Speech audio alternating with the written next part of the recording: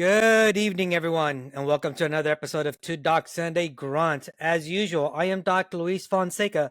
Spent 22 years on active duty as a U.S. Navy hospital corpsman.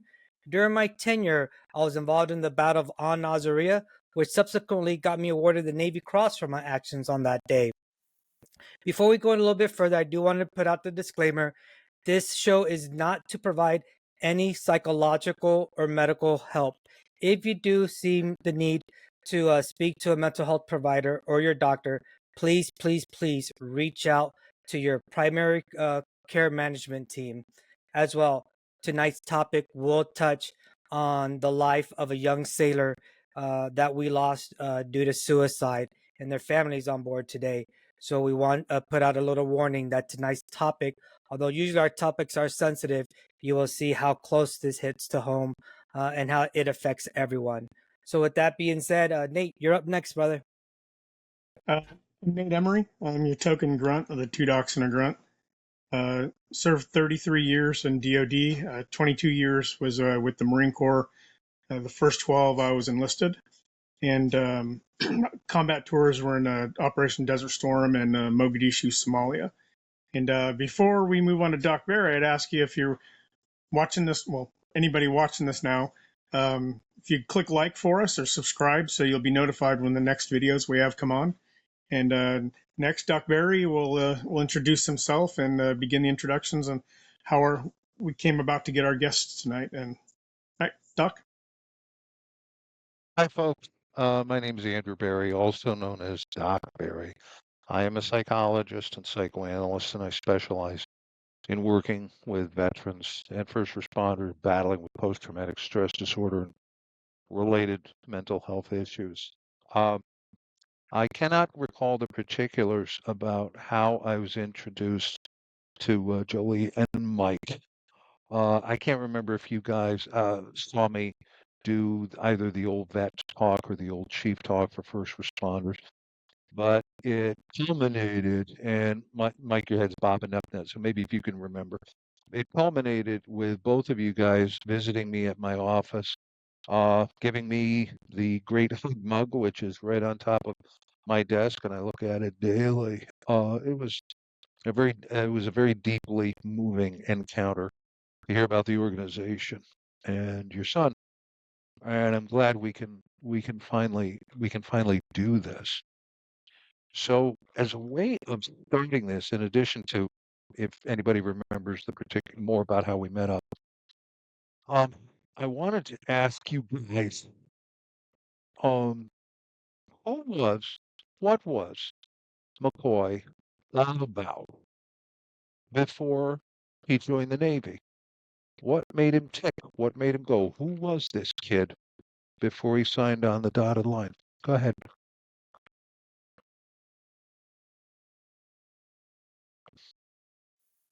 You got to unmute. Right. There you go. You should be able to hear us now. So McCoy was a knucklehead. That was probably the best way to describe him in a nutshell. A knucklehead with a big smile. He was silly. He was, in a lot of ways, and Jolee can attest to this, was larger than life. That larger than life personality. And so he would do silly things to make people laugh, to make people smile. He really cared a lot about people as an empathetic person, and all the way through high school as well. So he was just a big heart and just bigger than this world, really.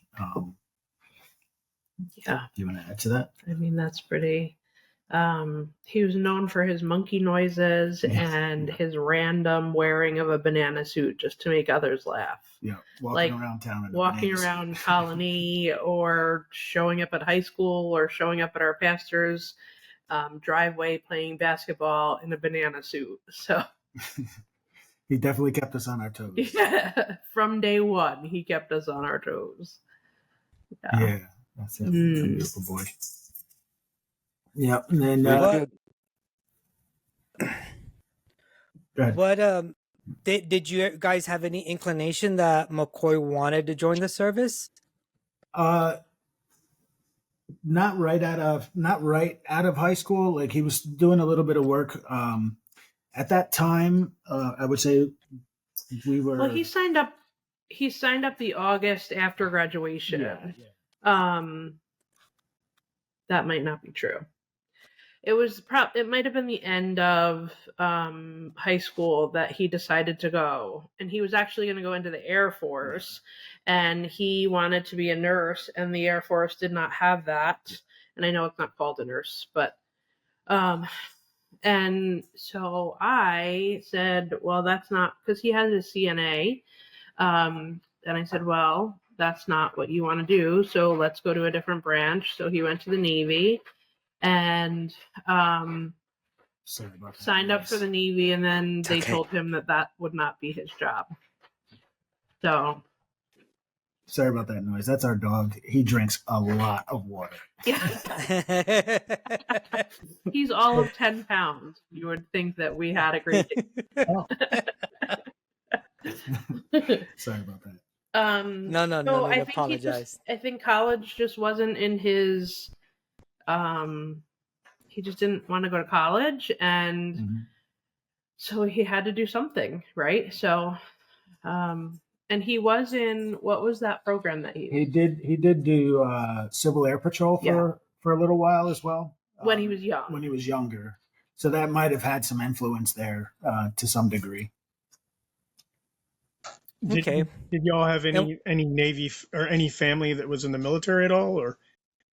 Yeah, several uncles, Marines. My grandfather. My stepfather was Army. Yeah, so there's quite a few of our family members that served. But to say we were a military family, I wouldn't say that. I wouldn't say that per se. Yeah. Just a little sprinkles here and there. That's right. A little salt. That's right. Yeah. Got it. What was his favorite cartoons growing up? Oh, probably Ed, and Eddie. Which apparently we told them that they were not allowed to watch. I don't remember any of that. But they watched it anyway, I guess, is what our daughter tells us. Okay. Mm-hmm. Yep. And so McCoy had one sister. Yes. Any other siblings? Nope. Just a sister, Sienna. Yeah. The two, huh? So yes. I can't imagine, and definitely we'll dive into a little bit more later. But what it's like growing up with your sibling, and then all of a sudden you realize that they're not going to be there for the milestones that you would go through as siblings later on in life. Yeah, right? She was 18. She was 18, and he was 20 when he passed. Okay. Yeah. So big brother. That's another factor, right? He did not know life without him. Yeah. So sorry. And what would y'all say his teachers would say about McCoy, about who he was as a student? Because right in front of mom and dad were one person, in front of our teachers were somebody else, in front of our friends were totally. Oh no! No, he was who he was. He was with us, with them, pretty much all the time. Yeah. I would say he was a handful, is what they would say. There are a couple teachers in grade school resigned or retired. We joke that. Retire. I mean, he went into their classroom and it was their last year of retire, they were retiring. But we joke that he pushed it along. Might have sealed the deal for them. A couple teachers. Kindergarten and first grade. So I would say a handful for sure, because he just was a ball of energy. Yeah. The best way I could describe it is like a pinball machine, but with 100 balls in there. Yeah. And that's kind of what his energy level was. Yeah. Wow. From the moment he could crawl, it was like we were chasing. Yeah. Yeah.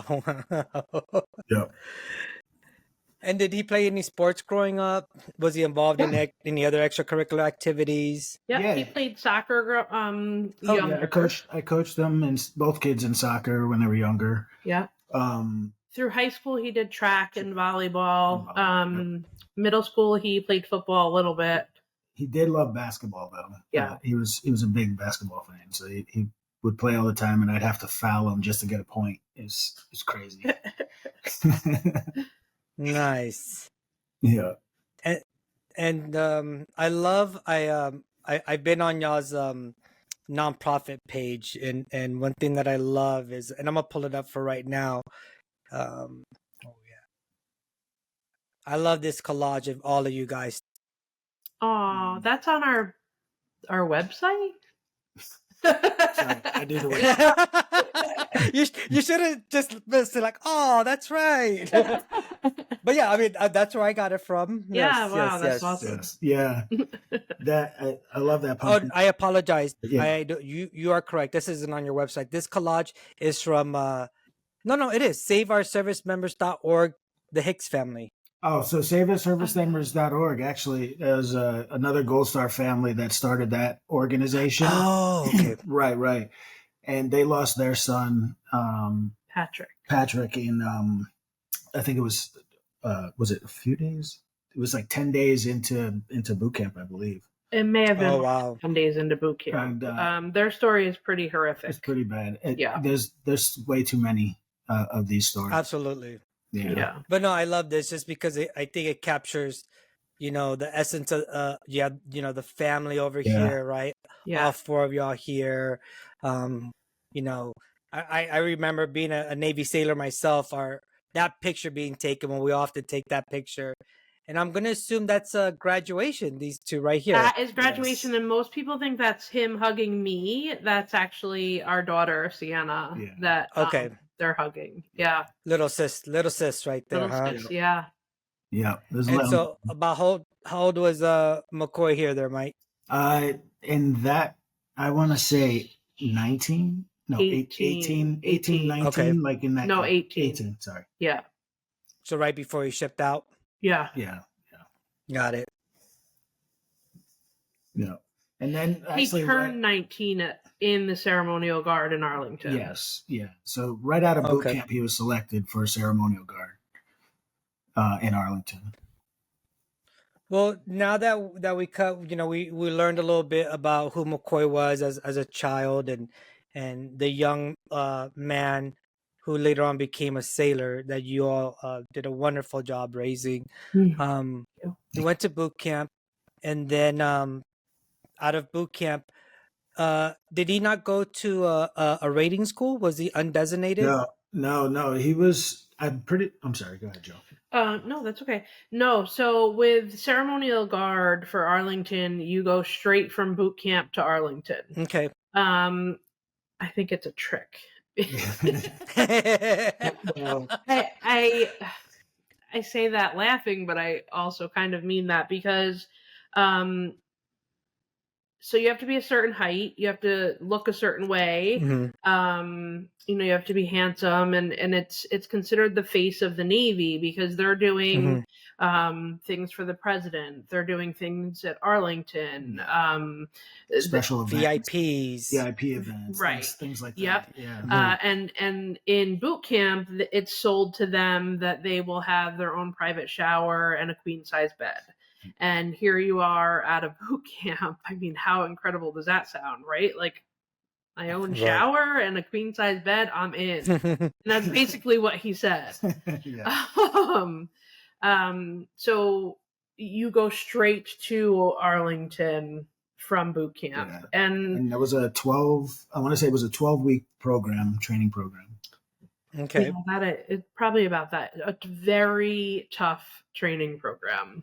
Yeah. Yeah, no, from my understanding, that training program isn't for the weak. Like the people they select, I've had a couple of friends, 2 Army buddies of mine and one Marine buddy of mine that did the ceremonial guard there in Arlington, and told me that the training's not for the weak, and also that the selection. So and I want to say this maybe right now, in case someone's online looking up of who Macoy Hicks was and see that unfortunately ended up taking his life while he was in the brig. Like, the people that get selected for these aren't people that are causing trouble in boot camp. They're not the ones that any we call them RDCs, recruit drill commanders. In the Marine Corps, they're called drill instructors. Army, drill sergeants. Air Force, I think they're drill sergeants as well too.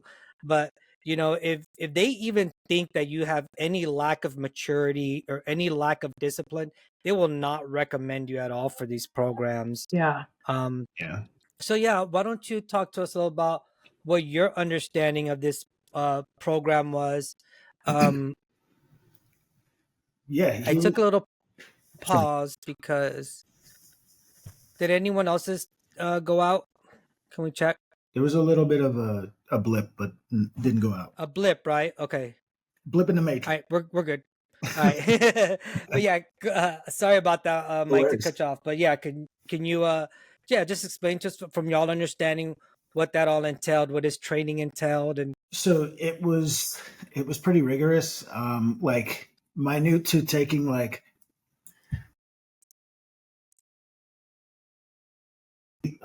we froze. He spent about 40 to 80 hours just polishing a belt buckle because it had to be perfect. And if there was like a little speck, it was a fail. And like you had to understand, McCoy, when I'm talking about that ball of energy, to get him to do that level of detail and do it well and pass through the ceremonial guard was a tremendous feat for him that he overcame, like that he accomplished. nice. And I'm super proud of him for that. But the challenge is he was very proud of his service there. He took it very, very, very seriously. And the sorrow that the families faced when of the families that he was doing these services for, roughly about 6 to 8 services a day, he was very empathetic, so he took that on. A lot of that sorrow was part of his PTSD that he was struggling with. The noise in his head that he couldn't turn off, and a lot of that sorrow stuck with him throughout. And so, I know we'll get into more of the nitty gritty, but it's a little bit later. But he really had a lot of passion for it. Like I remember him describing to us how the blades of grass underneath his polished shoes and how that felt. And in the moment, like it was just super duper detailed, and just he took a lot of pride in that service.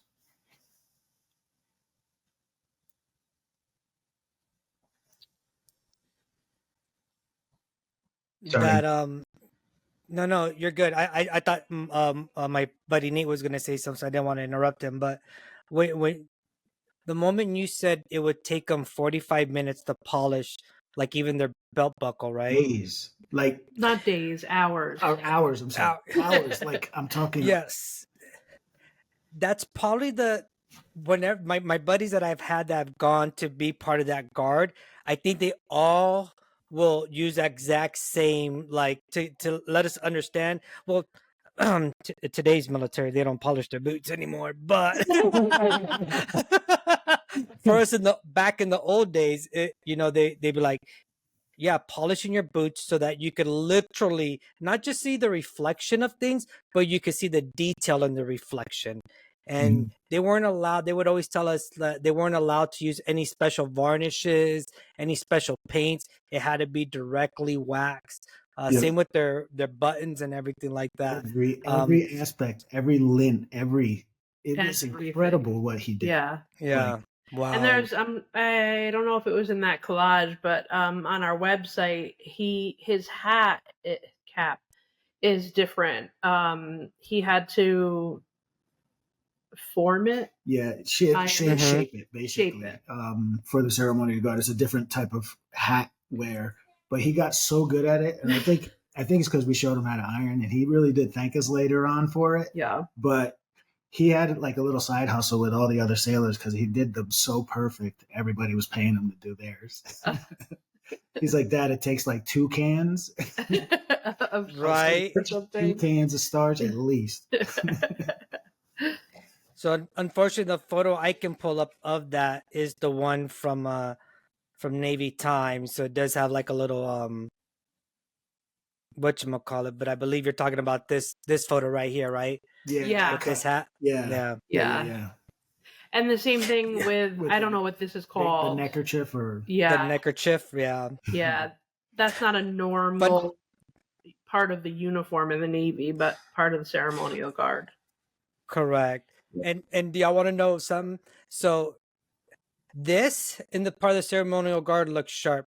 Yeah. If I was holding a uniform inspection and one of my sailors walked up to inspection like that, I would have them go change their cover. Right. Yeah. Cover. Cover, I cover, call it cover. cap. Yeah. Cover. Yeah. It's okay. It's okay. It's okay. But yeah, I'd have them go change their cover because that's not authorized for us. You know, Right. it's, you know. Yeah. So just the difference in the whatchamacallit. So how long of a tour did he do there? A little over a year. A little over. Oh, It was about a year. yeah, it was. Yeah. It was about a year. About a year. Yeah. Year, a little bit. Okay. Yeah, they sent him from there. Then he went to A school. Okay. Yeah. But you're saying, Jolee and Mike, these men, and I believe there's women as well too, right, Nate, at the ceremonial guards as well? I don't know. I would imagine so today. Yeah. But you're saying they're doing about 6-7 proceedings a day, and those are funeral proceedings Yeah. At Right? Arlington. Mhm. Yeah. at Arlington himself. Yeah. Wow. His first His first deployment, if you Yeah. will, they call them missions in the ceremonial guard. Go ahead. No, I want you to Was the USS Fitzgerald, the 7 sailors that died in Japan in that collision. Yes. So his first mission was that. So all 7 sailors came back on the plane and into DC, and he's standing tight, and all 7 families are in the hangar. And he called us. Well, I'm going to finish the story. All 7 families are in the hangar, and they're just moms and families screaming and crying, running towards the caskets. And he's standing, 18 years old, standing there like tight, trying not, to do his honor, right? And it didn't until he got home. He didn't break down, and he called us from that shower. He's like, "Mom, Dad, I can't get their cries out of my head. They're running into these caskets, and they don't even know who's in them." He said, "I'll never get." He's like, "I'll never get those cries out of my head." Yeah, and he didn't. And it really stopped. It was that service. Ceremonial guard is only allowed. They're only allowed to serve in there 2 years because of how heavy it is. I'd say that's probably too long. It is too long. I did one. Only ever did one funeral service in my 22 years on active duty, and it was enough to make me do everything I could to get out of every single one that came up after that. And I made the mistake. They told they told us before we did it. They're like, don't look at the widow. Don't make eye contact with anybody in the family, because you won't be able to keep it together. And I was leaning over and giving the flag to the widow, and I made eye contact, and that was the worst thing I could have done. And I can't imagine doing, a half dozen of them a day for 2 years. That's just that's a lot of weight to carry. And then on top of it, like you guys were describing, I only know of 2 movies where they kind of cover the aspect of them returning home on a plane. The first one is an old one depicting the Vietnam War called Gardens of Stone, and the second one, more recent, with Kevin Bacon, called Taking Chance, where they show the process of accompanying a service member back home and preparing them for the ceremonies and stuff. But so I can't imagine, and especially your first one being 7 all at one time. That's a huge weight. I'm not at all surprised that he called you guys, and grateful that he had you to fall back on, to shed some of that weight or share some of that load with you guys. Yeah. It's, In our travels and with what we do, we were actually able to meet one of those families. One of the families that he served for. That was really hard for us, because to explain to the father who we were, McCoy had already passed. Obviously, his son had passed prior to McCoy, and to explain to him who we were was really hard. Yeah. But we got to meet him and hug him. So. Yeah. Go ahead, Doc.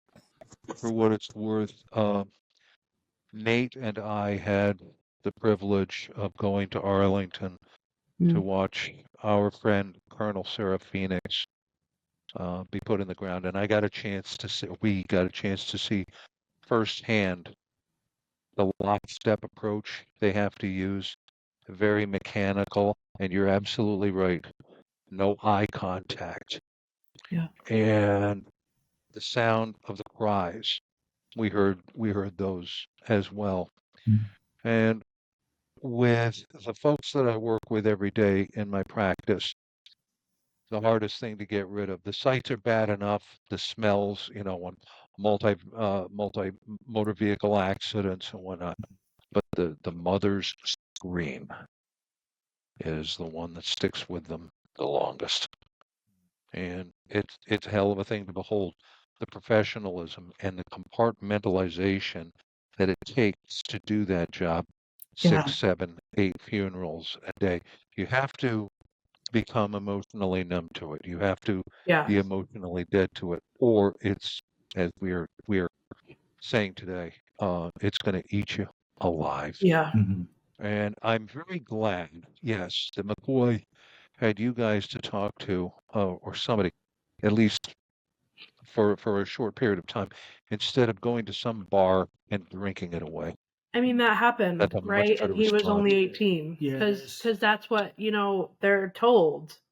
Right. If they're struggling, just go drink drink. it down. Yeah, it's kind of what while he was serving in the ceremonial guard, that was his instruction to go drink it. Yeah. And at 18, so like it was difficult. That was tough, but it's definitely, I'm very proud of him for that service that he had there. It's interesting. So the story, as we're kind of walking through the story of his life there, the next part was like while serving at the ceremonial guard, he was on vacation and in New York City, riding a bike in Central Park. And should be a great story, but he tries to dodge a pedestrian, flips over the handlebars, and gets a massive TBI. Loses consciousness, really bad head injury. So bad that he had pretty extensive treatment at Walter Reed when he got back for it. And it had actually impacted his ability to serve because he was a rifleman. With the concussion, the TBI, all of that, the volleys were really struggling with him, and he was getting very tired. All the symptoms of a traumatic brain injury. But unfortunately, hard or not, they saw him as a problem sailor, so they shipped him to probably the worst ship in the fleet, the USS Nimitz. After A school. And it was immediately after he got to the Nimitz in Bremerton, Washington, did the toxic command just start wailing on him and sucking his life down all the way through his last service, all the way up until he passed. Yeah, and we didn't know this until shipmates started coming forward 4 years after McCoy passed, because at that point then they were getting out and able to talk about it, not feeling as restricted to talk about it. But we knew things weren't okay. We knew things were bad. We had a case against the Army and the Navy. So we knew things, but so many things were redacted, heavily redacted. And for those watching that don't know that, basically it's reports that are just blacked out. So we didn't know that it was so bad from day one until shipmates started coming forward 4 years later. Yeah. So hearing those stories was not easy. Getting some of the details of his treatment and how they treated him while he was there. It's gut wrenching to kind of hear that and then be like, well, how is no one being held accountable for this? And why are we allowing our own to push our own into the grave? Like, what the hell? Like, what are we doing here? like boot camp, I get it. You have to Right. form the soldier or sailor or airman, or right. But after, what are we doing? Yeah. And listen, we're his parents. We told you from day one he was a handful, right? Like he kept us on our toes. We're not saying that, Yeah. but So the things that we've been told are terrible. disgusting. Are just terrible. Like all the way, it goes all the way up to his ship's captain. Yeah. That's all now the way an up admiral. to his ship's captain, who got a gold star the same year we did. Yeah, Well, he was. So, go ahead, Nate. I see the problem starting even before the Nimitz is, when he's on the, at the funeral detail at that command, they're, whether it was sanctioned or not, I don't know, who knows who in the command said to do this, but they should recognize that there's a problem. If you've got underage people drinking, you're going to have problems anyways. But on top of that, you have somebody that's dealing with the secondary stressors and grief from everything he's going through, and the answer is go run towards more depressants. I mean, right. That's just it's just a bad mixture right there. So, and then whatever damage that does, now he's that person and he's going to the Nimitz. And when you go to a unit, even though none of what happened to him was his fault, right? A TBI, a normal person would say, hey, that's a medical issue, and we would understand that. But in the military, no, that's not what happens. The person comes in, and the first thing that command is thinking about is, all right, here's another special case because he's going to have appointments. We're going to have to make sure we have accommodations for how he's being affected and stuff like that. And rightly so, and he deserves it. But, we still do a horrible job in the military of treating people the right way. And I hate to hear stuff like that happen. Yeah, so he gets to the Nimitz, and he has that instruction, right? So he gets to the Nimitz and he starts drinking, like to deal with he's constantly being put on restriction by about 5 individuals, just keep stripping of his pay, stripping of restrictions, like isolating him the entire time, to the point where he tried to drink himself to death. Go ahead, Doc. One question, if Yes. I may. He gets out of boot camp, Mm-hmm. right? And he is immediately selected for a very prestigious, high visibility poster boy for the Navy poster sailor job, right? Yeah. And they ship him over to the Nimitz. I wonder if the so-called leadership at the Nimitz, shall we say, held that against him. The golden boy, now you're here with us. Does that kind of thing exist here, or am I going too far? No, I wouldn't say it doesn't.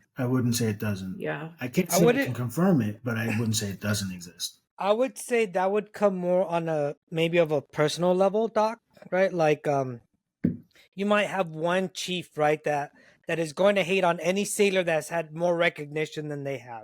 So you might have it like in an individualized, but the way I've always seen it when we've had sailors that have come from those prestigious duty stations, serving at places like Camp David, being part of the presidential's teams and whatnot.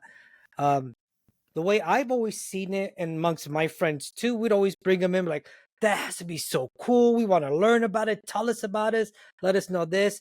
And what's not strange is a lot of them had the same story where it's, on the outside it looks fun, but it's arduous duty.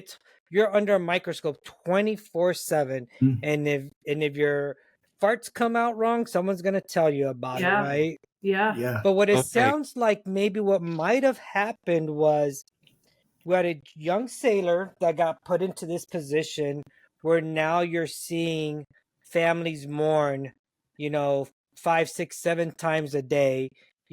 Obviously not 7 days a week, but let's say 5 out of the 7 days you're doing this, right? So you're seeing 25 families a week roughly having to mourn the loss. And in this generation, it wasn't World War II vets, that are dying away quicker. It's the ones on active duty because we're still engaged in a conflict, right? Mm. So the service that you're part of, now you're seeing the men and women that are only a couple years older than you. Yeah. And then he had this traumatic brain injury, started affecting his mental health, went to go get help. The command there was like, well, look, we'll get you the help, but because of this, you're no longer sufficient. You're no longer good enough to work here, right? Yeah. Exactly. And so we're gonna have to cut you. We're gonna have to execute. We call them expedition of orders. We're gonna have to expedite orders for you to go to your next duty station, which was A school, and then to the Nimitz. Yep. Yeah. Somewhere along the way, because this is what happens, somebody picks up the phone and says, "Hey, you got this kid coming in." Yep. I can almost tell you how the conversation went. Man, when he first got here, rock star. I don't know what happened. A year later, now like he's missing this, he's missing that. He's late for work. His uniform looks like shit. We try to get through to him, Bill, but just can't get through him. Hopefully you guys can have a better chance at making something out of him. All right, Bob, thanks for the heads up. Not a problem, Bill. Then they hang up the phone, right? Now this young sailor's walking in and already has that stigma, right? Yeah. Instead of, how much better would a phone call been if like, hey, look, we had to let Hicks terminate these orders earlier to prevent his mental health getting worse. We went and reached out to got him help, but where he's at, he really needs somewhere where there's a lot more leadership that can help him get back on track, because we know he's a great sailor. Right. This is just an arduous duty station, and plus he's had this TBI that's made his healing even a little bit more difficult. That's what should have happened. But should have, right?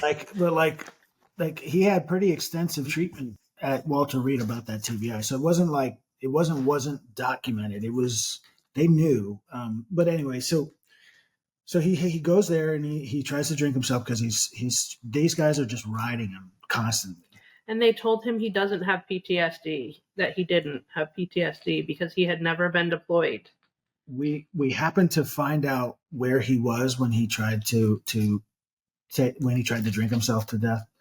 I had his location, I had him, and then we found him. We called the hospital and they ripped him out of the hospital, and then said they were going to put him in the SARS program, but put him in the SARS program, then ripped him out of the SARS program, then put him in the SARS program, then ripped him out of the SARS program, and would never let him get consistent help. Not to mention, they denied his multiple requests for mental health and behavioral health support, all the way up into the last day before they put him in the brig. His captain told him, McCoy told his captain, says, if you put me in the brig, I'm going to kill myself. He's like, I've told you multiple times that I need help, and you guys are not hearing me. I'm not making this up. And his captain said, I'm calling your bluff. If you would have done it, you would have done it already, which means he was intentionally trying to drive him to kill himself. And we don't know this from McCoy, because after that, we only had one conversation with McCoy, and I'll go there in a second because it was the last conversation we had with McCoy. But we know these from sailors. We know this from sailors that were in that room, and the sailors that have come forward since losing McCoy. Mm-hmm. That's how we know what his captain said, because we were actually in Washington State when it happened. So his captain blessed us with his presence, if you will, and sat next to us at our hotel room, or in our whatever at the hotel, and told us that he thought the brig was the safest place for him.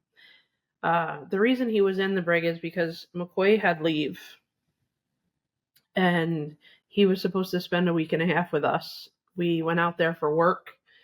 We were not far. Yeah, we were in, oh my gosh. Tacoma. Yeah, we were at Tacoma. And so we weren't very far from there.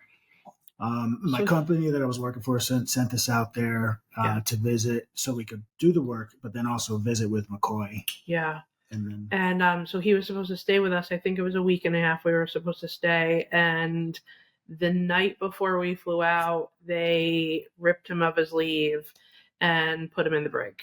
And he called us, and the three of us, Michael, myself, and our daughter Sienna, were at a Bible study, and my phone was upside down and I missed the call.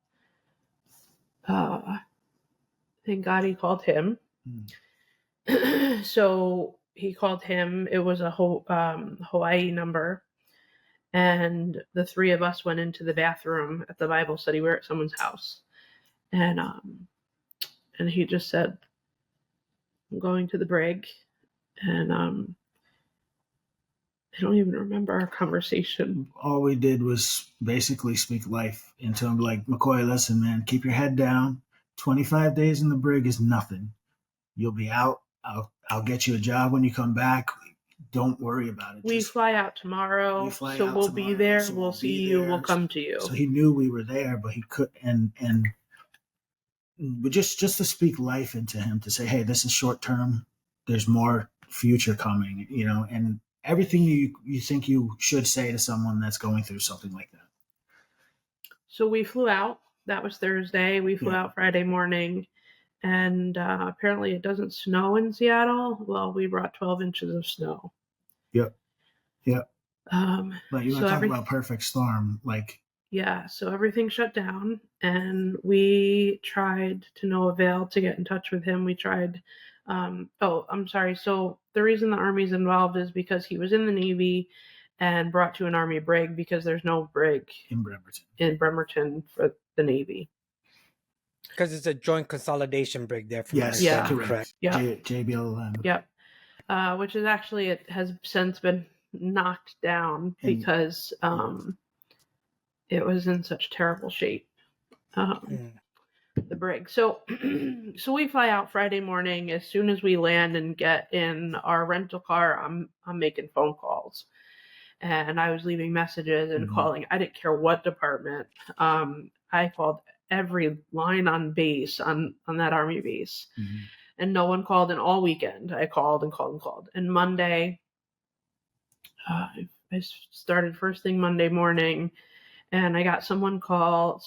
Well, I named her Captain K because her name was really long, and I don't remember what it was, so I just named her Captain K. And thought that we were getting somewhere with her. But what we know now is that he was already gone. She didn't know that. Okay. At first thing in the morning, she didn't know that. But by the last call with her, probably around 3 or 4, I knew something was wrong. But I thought maybe she had just had a bad day. And she was telling me, I think she told me that I would have to try back tomorrow. And I was so upset because she was so helpful through the day when I was trying to talk to her. But now I know that she knew by then. And she was not allowed to tell me, right? So, like, I have no hate or anger or anything towards her. I kind of wish I knew her last name. And didn't just call her Captain K because we laughed about Captain K. I said, I'm just going to call you Captain K. Is that okay? I wish that I could know who she was and just send her some love. Because I'm sure on her end, there's some hurt and hardness there for her. Go ahead. Take over. Well, I'll give y'all both a little second to catch y'all's breath here. First and foremost, Jolee and Mike, I just want to thank you both for allowing us the privilege to come into your world, and to get to meet Macoy through the eyes of his parents. When I first found out about Macoy, because of my own work with mental health, I was absolutely upset. And then when the file leaked out, because like you said, Macoy didn't tell you what his captain told him. But when the actual no BS file got leaked out. Apologize about my little one in the background here. But when the file leaked out and it showed that his commanding officer told him, no, I don't think that you will do it. I'm calling your bluff. I would say I was flabbergasted, dumbfounded. My jaw hit the deck because, like, how in the world could a commanding officer tell a junior sailor this? But the sad truth is it didn't, because that wasn't the first time I've known senior leaderships tell junior personnel that. Yeah. And it is so sad. It's such a shame, because now we have such a young, talented young man that is no longer here with us today because we put someone in a position of leadership that didn't have the maturity to truly lead another human being. Yeah. You know, and so my heart goes out to you all. I just wanted to take a moment and just thank you again for allowing this intimacy with you all tonight. Yeah. So thank you for that. Thank you. Yeah. May I ask, because I might have missed it a little bit, what was the CO actual charging McCoy with for him to put him in the brig? Or was he just putting him in the brig thinking he was keeping him safe? Yeah. So what happened? The situation that we have is so McCoy had to leave, and there's 5 other individuals, including the ship's captain, that were just riding him. Okay. So just before he had put in for leave and got approved, and so right, for whatever reason, most likely toxic, they're like, oh well, let's screw with him some more. His family's coming. Let's just take his leave. So they stripped him of his leave, and that leave led to a psychotic break or a mental breakdown or whatever you want to call about it. Taking his leave. Flipping and then flipping out, and that they call insubordination or whatever they wanted to call it, and they put him in for 25 days. Now, multiple people out there have stupid comments that have to say, oh, that you don't get put in the brig for that. Well, I mean, McCoy told us that, Mom, you have to really do something. You have to, like, basically murder someone to be put in the brig. I mean, he told me that, and that's not true. I worked at a brig. Some of the stuff that I saw in there, I was like, shit, I could be in here just as easily as you guys. Yeah. So I put people on the brig too. But you know, the travesty here, and hopefully by you guys being so open, talking to the world about this, is that even if it doesn't change or affect that CO, I'm hoping that other people that are younger, that are learning to become leaders, will listen to this. You cannot treat a mental health issue, even if it's a temporary mental health issue, you know, a temporary break because you lose it, right? You cannot treat that as a discipline problem. And the fact that CO, on one hand, says he's going to call his bluff, so I'm going to stick you in the brig, but then turns to his other face and sits down with the both of you and says, I thought that was the safest place for him. Well, those two cannot be true at the same time. One of them is a lie. Right. And why would you treat a mental health issue with corrections? That's completely wrong. The whole purpose of putting somebody into inpatient mental health is to protect them from themselves and others. Yeah. And so I'm hoping that's been some type of a change, at least within Bremerton, if not within, you know, across the Navy and DoD as a whole.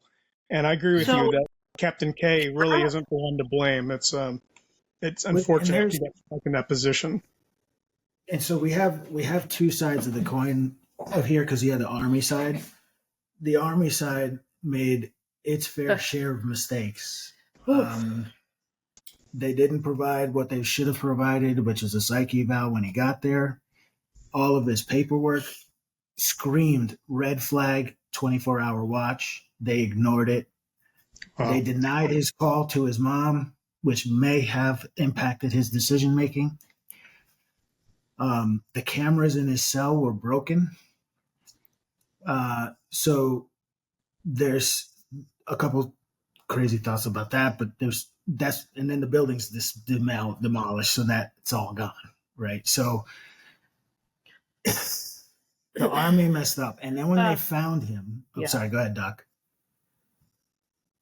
Just to throw something in here conceptually for understanding, when they say an evaluation, okay, that means a structured interview, a formula is followed, okay? A specific recipe is followed here. You see where I'm going with this? You smell the sarcasm and the anger? According to this evaluation, this formula, this cookbook thing, one size fits all, and this is the box we are going to put you in. And I'm here to tell you, brothers and sisters, and anybody who's listening today or down the road, it ain't necessarily so. Just Yeah. because you dot the I's, cross the T's, follow the formula, and finish the questionnaire does not at all mean you've done your goddamn job. Yeah. Yep. Yeah. Yep. Well, So- one thing that Mike was saying about the whole, even after, if you already had those red flags and you went in there and was supposed to have a suicide watch, unless things have changed dramatically, and they could have absolutely, it's been probably 15 years since I worked at the brig. We had a guard. What happens is you put a guard and you sit that guard right in front of that jail cell. And their duty, right now, they rotate like every hour, 30 minutes, and their duty is to write down. Yep. Yeah. And they're supposed to write down, even let's say McCoy's laying in bed on his left hand side, right? Oh, now McCoy rolled over on his back at 12:13, right? Oh, now he rolled over on his right side. Like, that's how much in depth we're supposed to record when we have someone on those watches. So what we're told is that because of the storm, they were short-staffed. Yeah.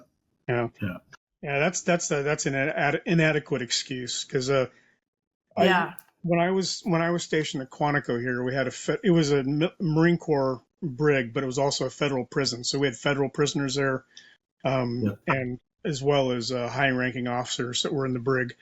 And at least at Quantico, if someone was on suicide watch, when I would have to do my walkthroughs, they would let me know, because they would go and bring a blanket to those who were on suicide watch. Because on suicide watch, they were nude. They had nothing in their cell at all. There was no chance that they could harm themselves. And so they would give them a blanket just for me to do my walkthrough. And then as soon as I went past, they lose their blanket. And so, there's a lot. It sounds to me like there are a lot of things not done properly. So McCoy was not naked. McCoy had he was fully clothed and had a belt. That was issued by the brig. Right, that's what I read, and that's how he... Yeah. And then they asked us if we wanted it after. Yeah, so he... Get the fuck out. I'm sorry for my language.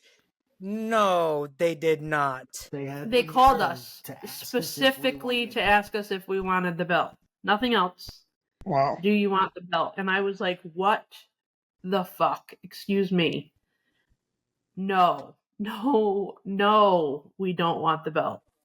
And as a matter of fact, we were still, I remember where I was standing when I got the phone call. We were still at our old house. So, I mean, it was within 3 months of losing him.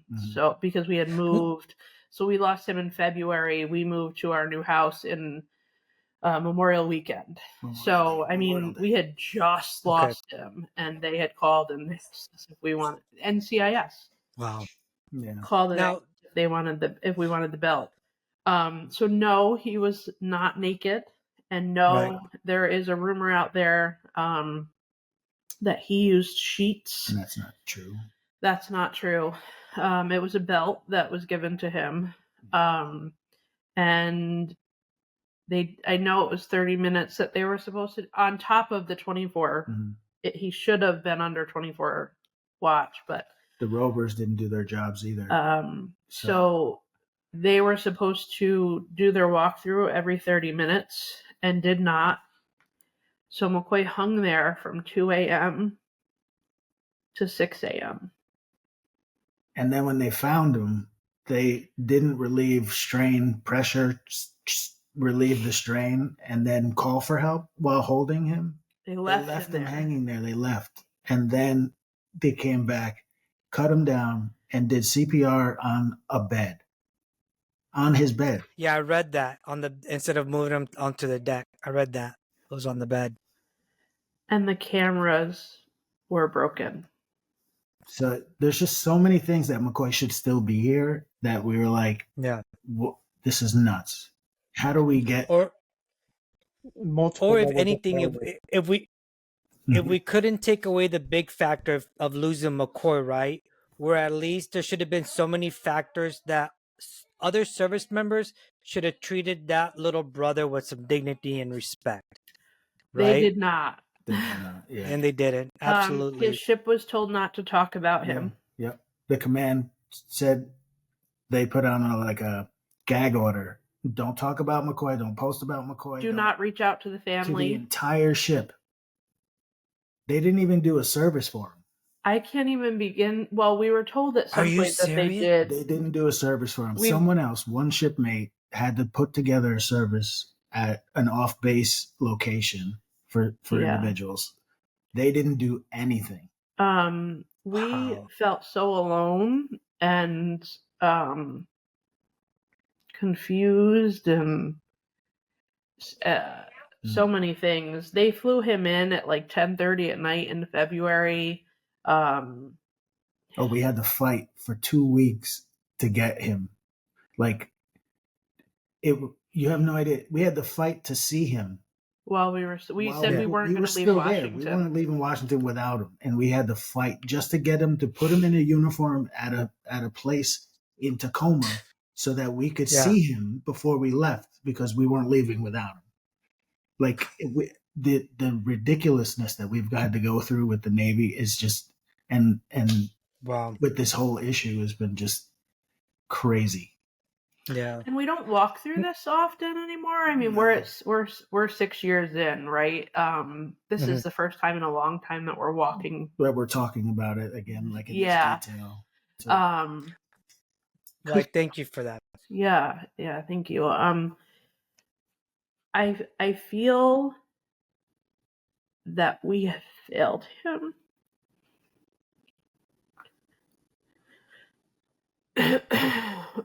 We spend our lives. We haven't talked about what we do yet, but we spend our lives saving everyone else. That's not a failure. Thank you. Literally, our mission is to save, for our organization, is to save military lives. Yeah. But I feel like we did not. So his captain is now an admiral.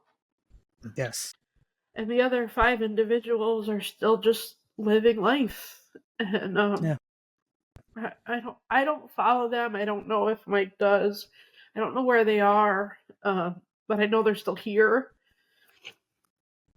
And I just feel like he lost his fight and we've lost the fight for him. We've walked the halls of Congress in DC. We have spoke to many congressmen and women here locally in New York. We have screamed, and like I said, we had a case with both the Army and the Navy, and it was denied when there wasn't even a denial process. And then we appealed. We were told to appeal it, and we appealed it, and there wasn't even an appeals process, and that was denied. None of it makes sense. I just feel like I not gotten justice for him, and that's what I mean by us failing. Yeah, go ahead. Oh, can't hear you. I'm sorry. No. I didn't want Jolee to lose her train of thought. She was good. What I wanted to ask, when you were talking about you've walked, the halls of Congress, you've spoken to numerous people. Yeah. Don't want to put words in your mouth, but does it kind of seem like in your face, everyone's all about supporting you and everything, but as soon as you leave that office, it's all crickets, and it's like, where the hell is all this support? Yeah, you said it was going to happen. And as a matter of fact, we didn't walk those halls alone. When you mentioned Save Our Service Members SOS earlier, we were in DC with them, and 12 families. 12 other families. We were the only suicide at the time. I don't know if there's others within SOS now, but medical malpractice, all 12 families, everyone's story is terrible.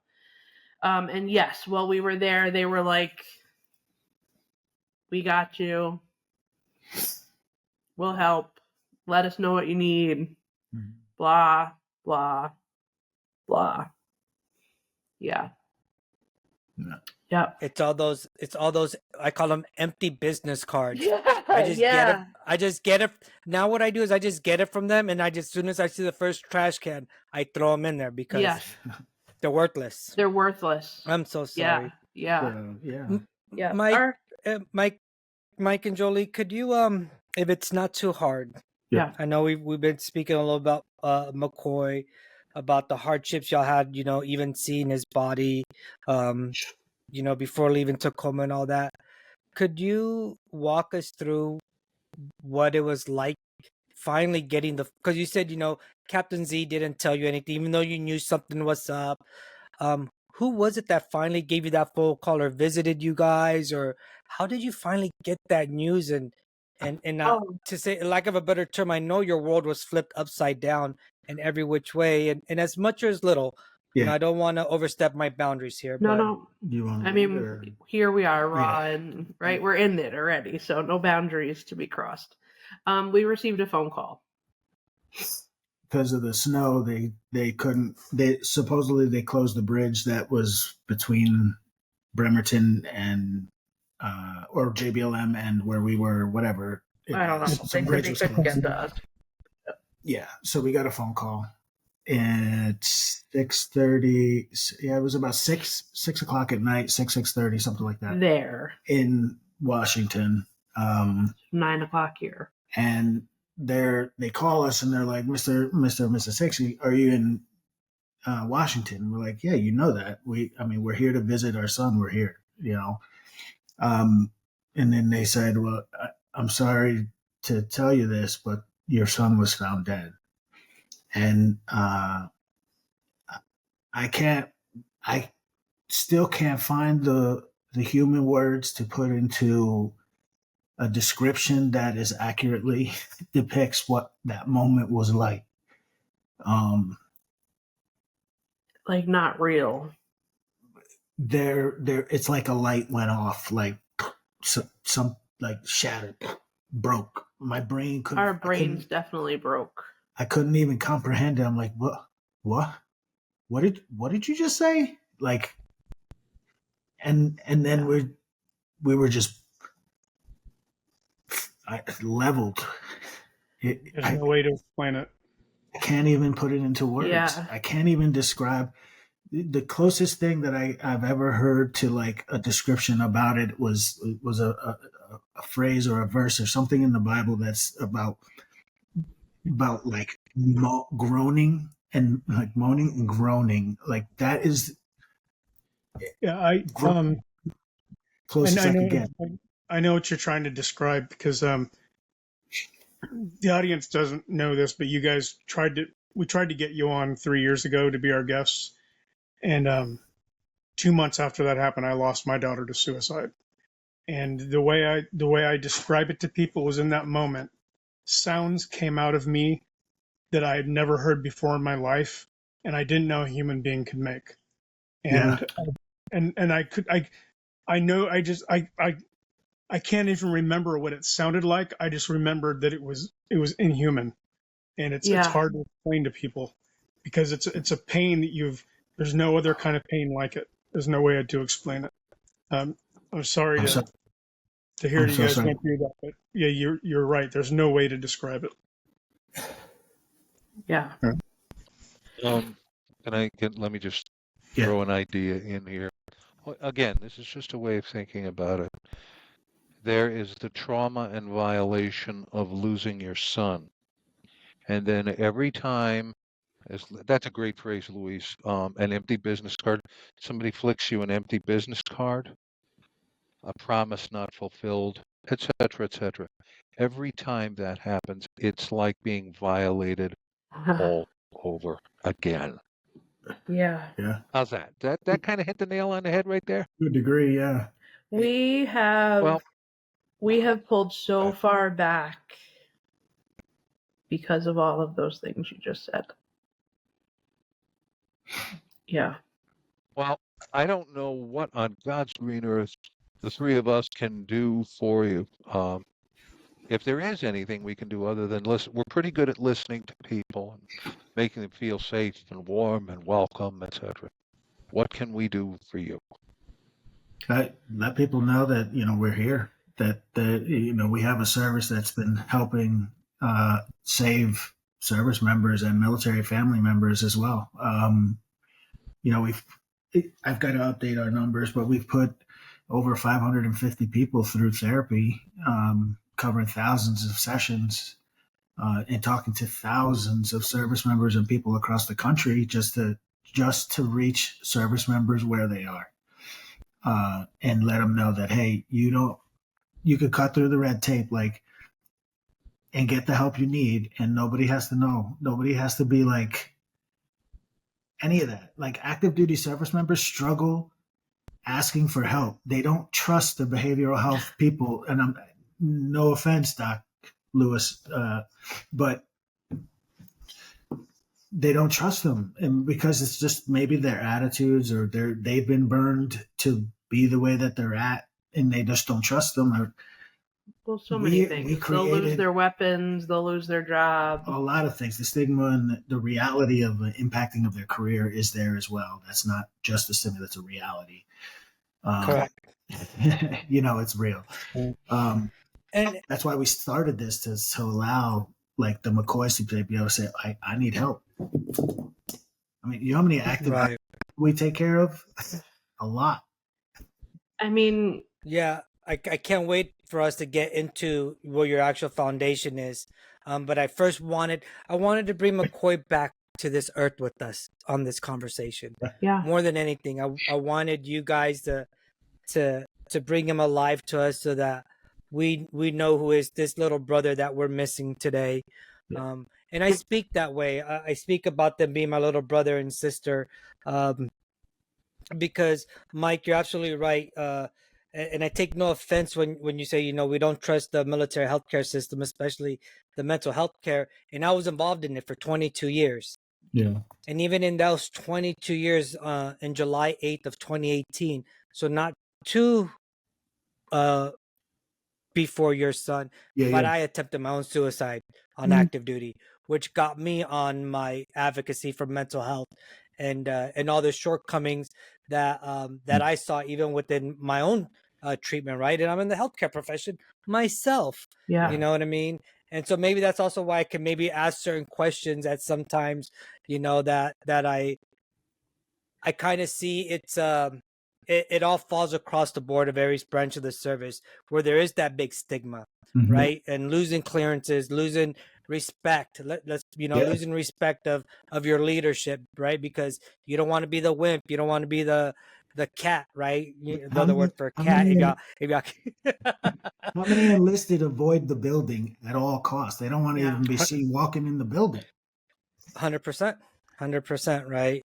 So, but no, thank you for bringing McCoy back to life for us. But before we get into your organization, because I want to really give that its highlight as well too, the good that has come in such a major tragedy, right?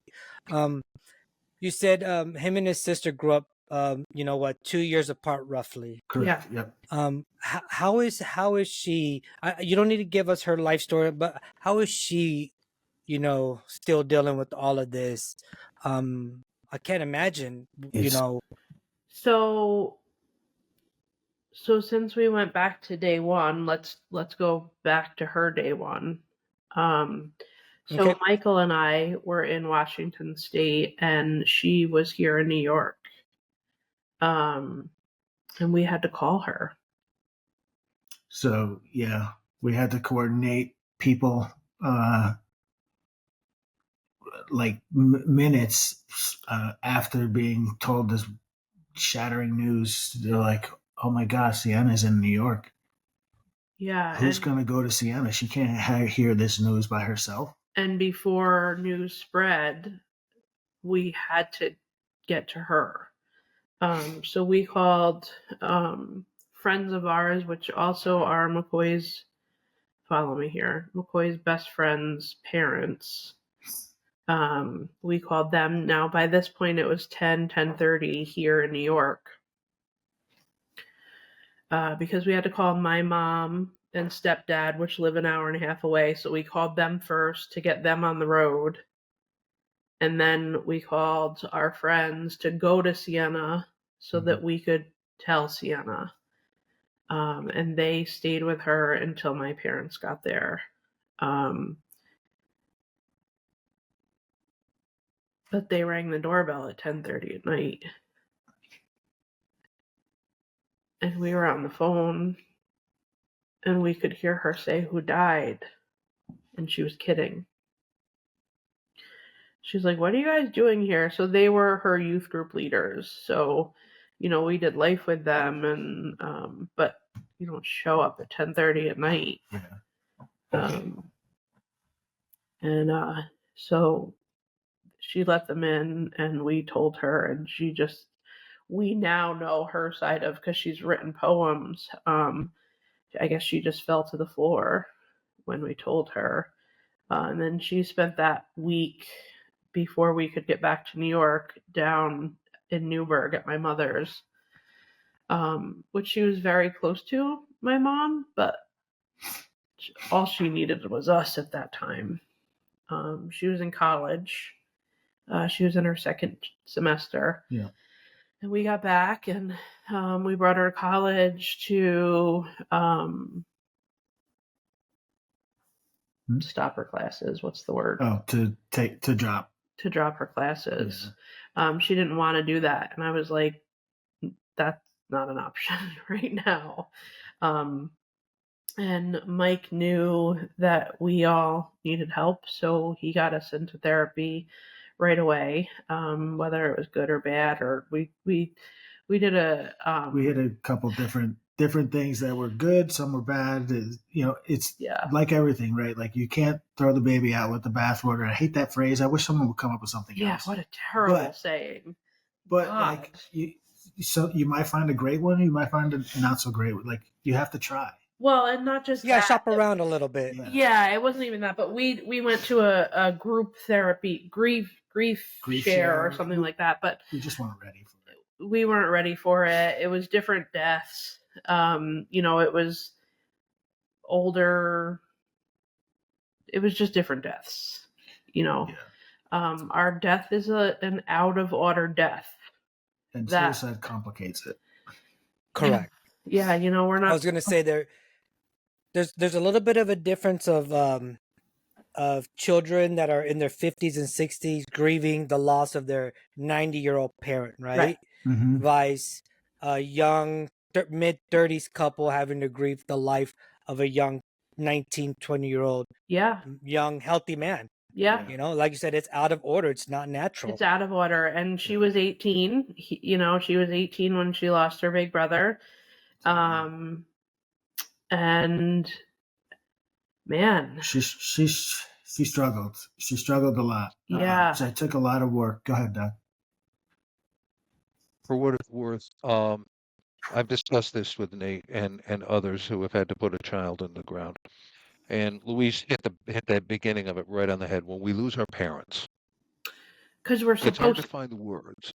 Yeah, it's hard to find the words, but it can be done. However, when a parent puts a child in the ground, there are no words in any dictionary from any of the four corners of the earth that I'm aware of that can adequately describe that experience. No words whatsoever. Yeah. Mm-hmm. Yep. Yeah. Because it's not supposed to be. Yeah. And then, and suicide complicates the grief process too. Like, how does an individual get over that word "get over," which never will happen? But like, how does someone, get over the fact that someone made their child feel so low that like they couldn't be here anymore? Like, how do you reconcile that? I don't know. I'm still working on it. I'm still working on it. Yeah. You know, I wanted to ask a little bit earlier, Mike, but now that you kind of bring this up, man, like, Jolee, you said, you know, when the CO sat down next to you guys, y'all already knew Michael took his life, right? McCoy. McCoy took his life. I'm so sorry about that. Don't worry, Okay. my Michael, grandmother did it all the time. Yeah. I do it with my boys all the time too. Oh my goodness. Yeah. And Michael, how did you not just punch the shit out of that dude? Because I think it was just 2 days. It was 2 days after. And we were still so numb. Yeah. So my brother and sister flew out to Washington State, and we had told them not to. So Michael and I are high school sweethearts. We had McCoy at 18 and 19. We moved from New York to Ohio with a 9-month-old for Michael to go to school. Mm-hmm. And because, you know, we were not going to fail. We needed to leave the area and start new and start fresh. And so we were so used to doing everything on our own. And then by the time McCoy passed, just the four of us, right? Sienna was 18, McCoy was 20. It was basically just the four of us. And we were always so used to just doing. Not that we never had help. I'm not saying that, but we told my brother and sister, don't fly out, don't come out. Thank God they didn't listen. Thank God they did. They came out and they were in that room. It was the conference room of the hotel that we were staying at. How did I not punch him? Because I was numb. Yeah. And because I didn't know. We didn't know. We had not even seen the, not the investigator, but the detective. Oh, the Army CID person. Yeah. A criminal. It's like the NCIS for Army. For Army, yeah. So I don't think we had even seen him yet. Right. And even when, again, I mean, it's taken years for us to get details of what we have. So would I sit next to him now? Mm-mm. He's in NORAD in Colorado, but yes, I know. I am a very kind, loving person. I don't know that I could be in the same room as that man now. Understood. Yeah. Understood. Yeah. And I don't think anyone faults you for that at all whatsoever. Yeah. I'm probably overly forgiving. I could not. I could not. He also said to us, look at look at the pool I'm working with. In other words, like the young kids that, right, like talking about the generation, like look at the pool I'm working with. Yeah. But again, we were so numb. There is a numbness that it's unexplainable. Yeah. It's and I don't want you guys to understand it, because in order to understand it, you would have to have lost a child, and it's just a terrible. I mean, literally, our brains break. Would you agree? Do you agree with that? As a dad that has lost. Yeah, I even the people that I dislike the most in my life, I wouldn't ever want that to happen to him, because it breaks you in a way that you never know you could be broken, and it comes. People don't realize it comes back every day, right? Like you hear a song and you're like, oh, she would have liked this, and the reminders are just always there. I still say I have 5 daughters. Right? You never subtract them. And I feel for you too for your daughter, because I watched how the enemy used that to attack some of my other children, and their mental health got worse. Yes. And I was I didn't make a face or anything, but when I heard you guys talking about being in Bible studies, and I was like, yes, they're believers. I'm like, so I know you guys have got something stronger to stand on, but it's Yeah. still, it's hard to explain to people. It still doesn't make it easy, you know? Oh, I remember that numbness. I found out on a Saturday. I still yeah. went to church on Sunday, and I had no business being there, you know, but You're I right. didn't know what else to do. Yeah, It's you like just Right. you're the Walking Dead for quite a while. Yeah.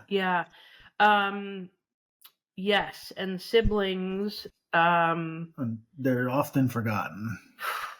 so often forgotten, and I don't mean to keep changing the subject. Thank you for asking about Sienna, and I want to respect her. What I can say is her going through life and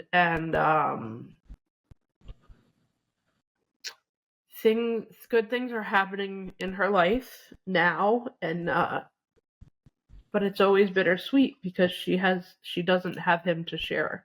You know, she can call everyone in the world. She can tell everyone. But the one person that she wants to tell is not here.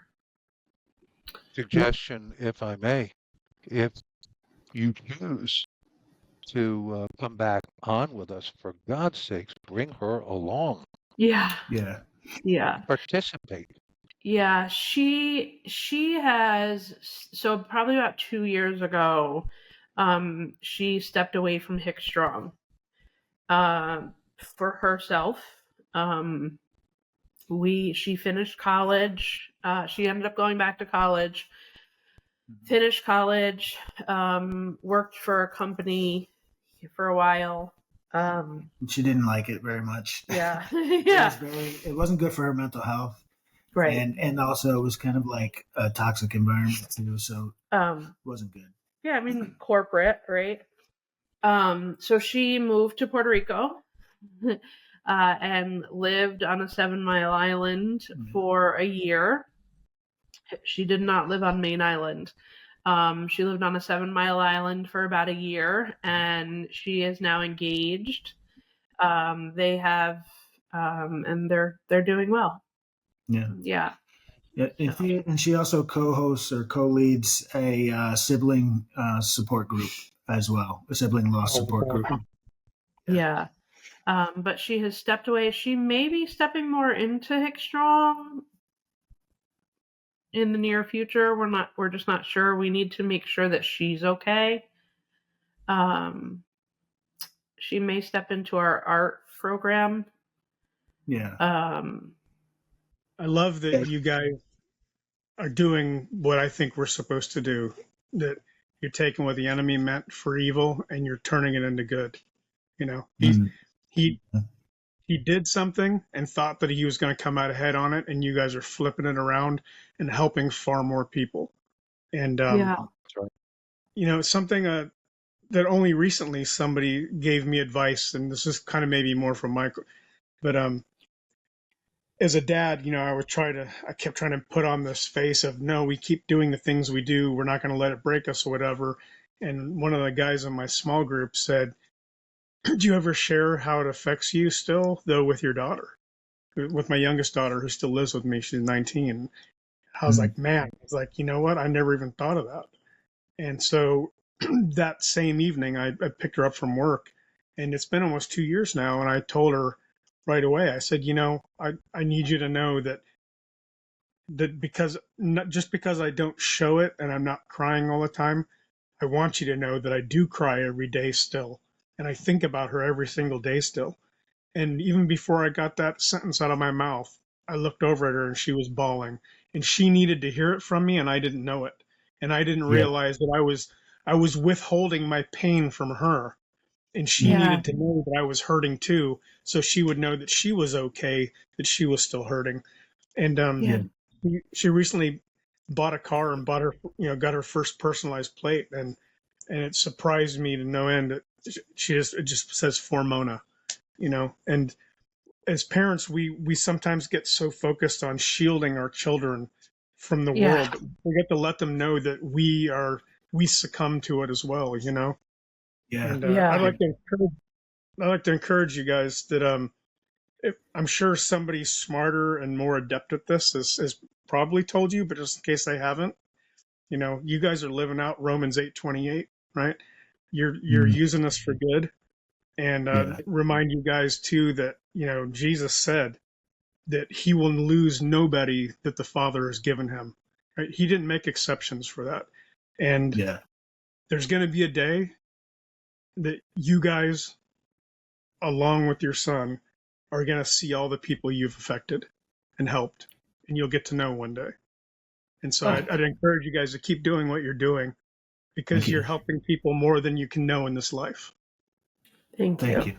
Thank you. You have no idea. Thank you. Well, we've been talking so much about what it is that y'all are doing. We've had a few. It's a great segue, Oh. right? A great segue. You know, I try to put up as many of the comments that have come up in our chat about thanking you all for speaking on y'all story and everything that y'all doing. But yeah, why don't we go on and actually pull up? You've been talking All in right. code. Yeah, right. So hickstrong.org, named after Jolee and Mike Hicks, their late son, who unfortunately came to a point of his life where the pain just kind of took over a little bit too much on that day, and the way we kind of say is a permanent decision was made for a temporary a problem. And unfortunately, it didn't seem like his command had any support for that young sailor, as we know a lot of commands that way, unfortunately, in the military. But yeah, Jolee and Mike, talk to us a little bit about Hick Strong, the therapy that you guys have, the request, donate, and all that, please. And Yeah. and I'll, as y'all are talking through it, I'll try to keep up and click on the different areas that y'all Yeah, not a speaking of. problem. Not a problem. So you know, after we lost McCoy, which was we knew we wanted to do something, but didn't want to just. And this is not anything about against advocacy, because advocacy is needed, but we wanted to have more of an action role. How do we get the people the help that they need when they need it? And so, and I mean, Hick Strong, literally, we stood it up 5 months, 5 months after we lost McCoy. August 5th will be actually 6 years that will be in operation as a nonprofit.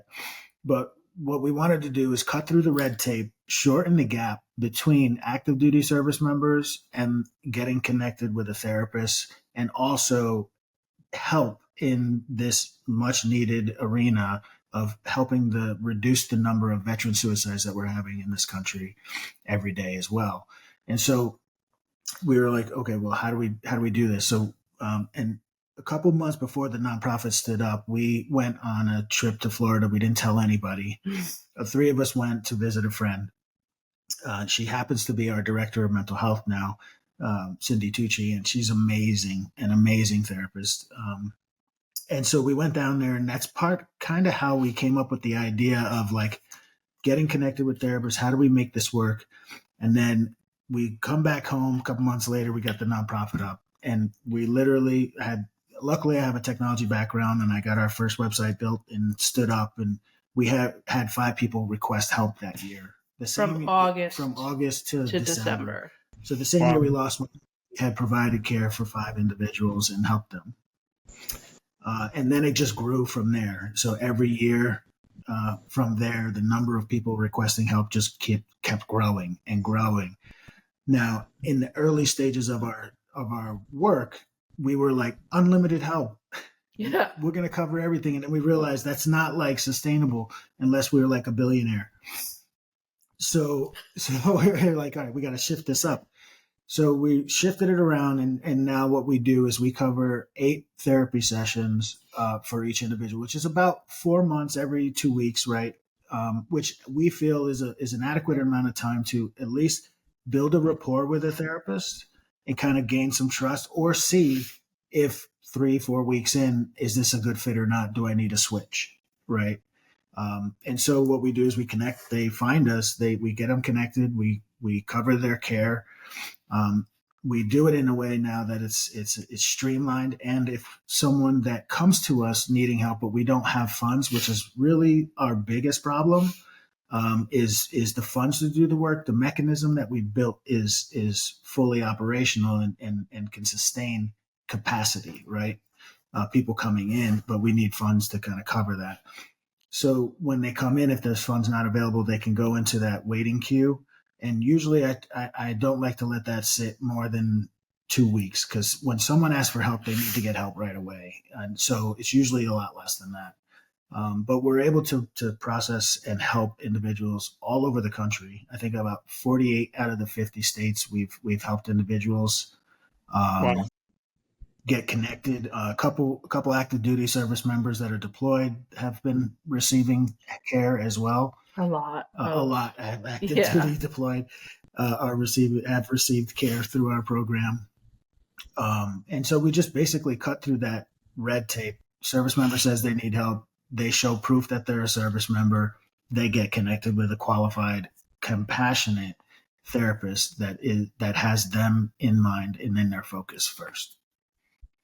And then after those 8 weeks, if they want to continue with that therapist to maintain that relationship, they can continue at a self-pay rate, a discounted rate of $75 a session, which is cheaper than anywhere in the country. Wow. So, Yeah. and that just that's a testament to the amazing work that our therapists are doing, because they're not doing it to get rich. They're doing it to save lives. And they have to have that mentality, and if they want to be a part of our team. That's great. Yeah. Amazing. And then I'll let Jolee take this on, because this is her baby child here. So the other part of our program, I'll let Jolee describe and tell you about, which you'll be able to find. Where did I put it on that site?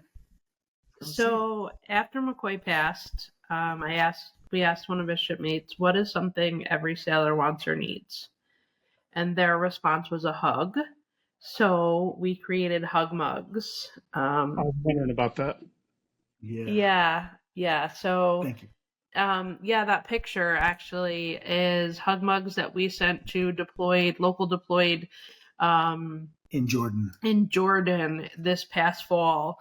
So they're a 20-ounce mug. They're all hand painted differently. They're sponsored and painted by community members, and we give them to service members to let them know that they're loved, they matter, and be here tomorrow. Our favorite part is that a full pint.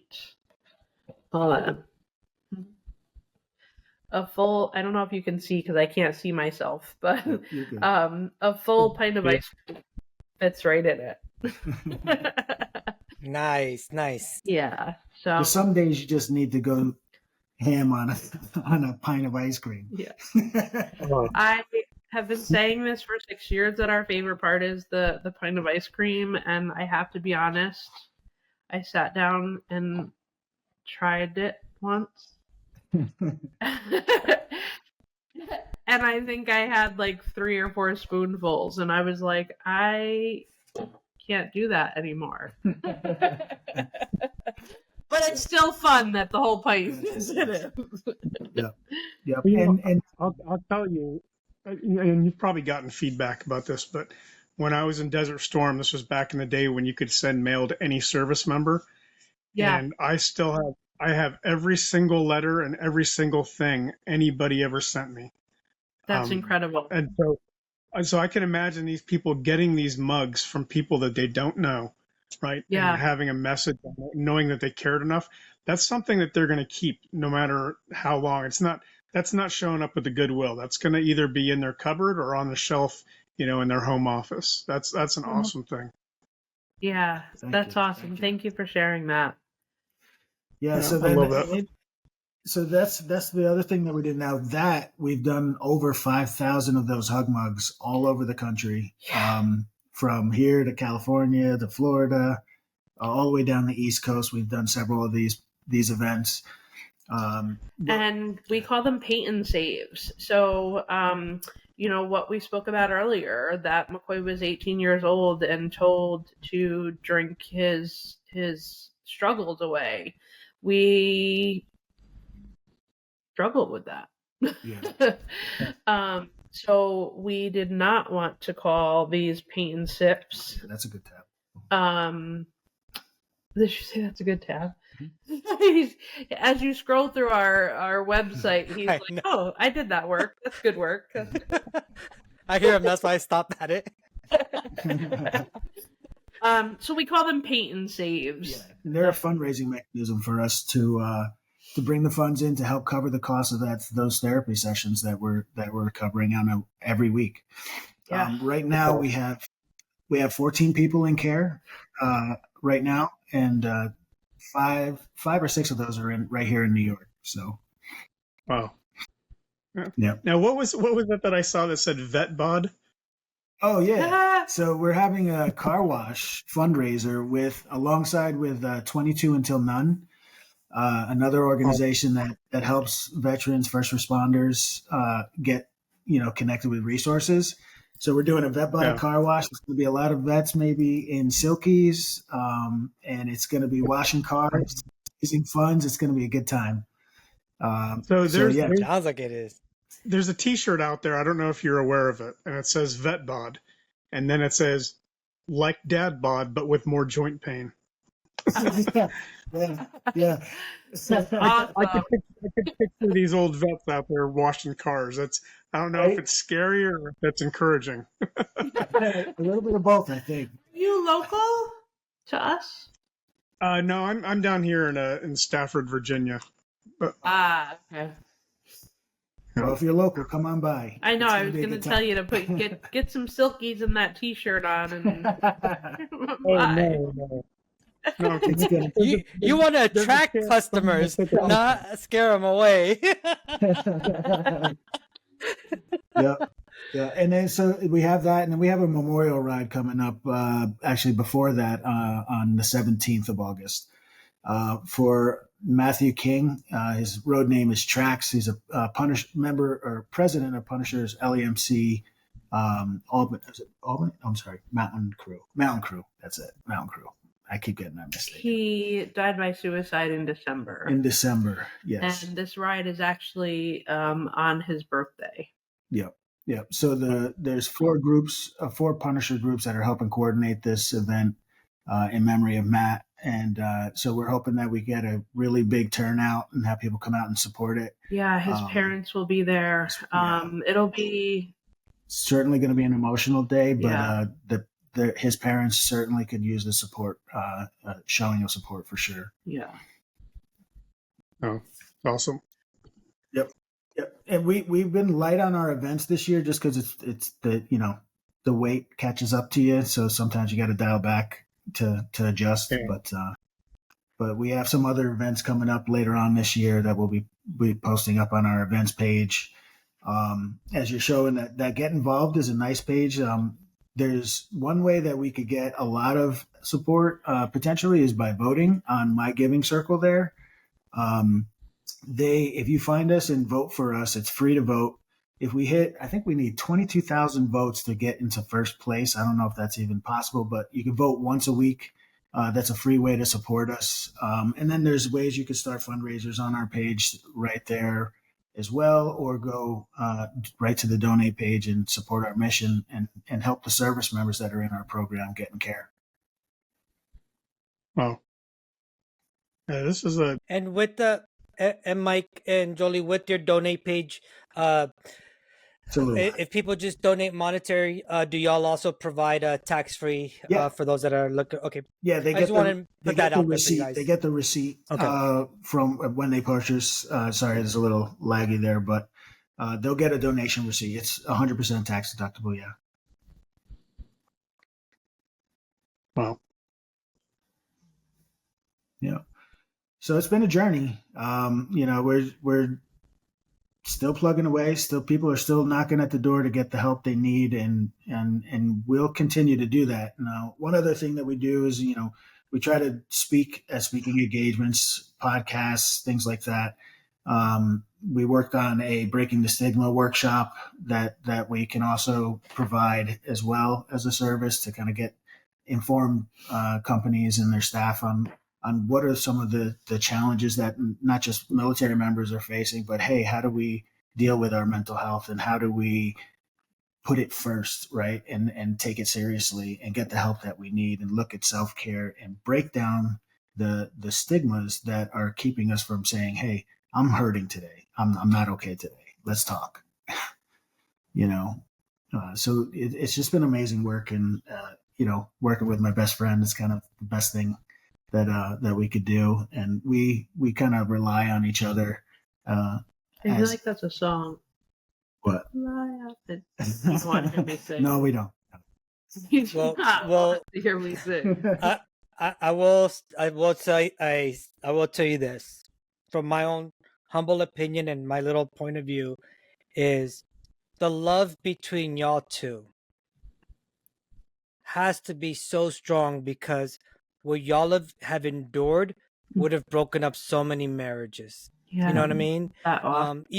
Even a quarter of what y'all had to endure, what breaks up marriages. I know right now the big meme right now with that couple that got caught on the yeah. You know what I'm saying? And you look at them and you're like, oh, they had to be living a perfect life, right? And here you two are that got hit by something in life that no parent ever wants to go through. Not only losing a child, but in the way that you had to lose your child, right? And so I think it's just a testament to not only the love that you have between each other, but regardless of what your religious views are, our great creator that brought that love together. Yeah. You know what I mean? Yeah. So I really commend you. Still. Yeah. I'm Yeah. But can we live with, I want to make a point. I've noticed a couple of the comments I came across, just like an education moment. One thing that we've learned and try to educate people on over the years is the word committed. I don't think a lot of people understand that when they say to a surviving family, someone committed suicide, there's a negative connotation along with the word committed, right? And it goes back to years ago, it used to be a crime to kill yourself because it was a crime and it was a criminal offense, and that's why it was committing suicide. And so, but what it does is it's kind of like a kick in the groin to the family members, because they died by suicide. If someone has a heart attack, we don't say they committed a heart attack. We say they have a heart attack.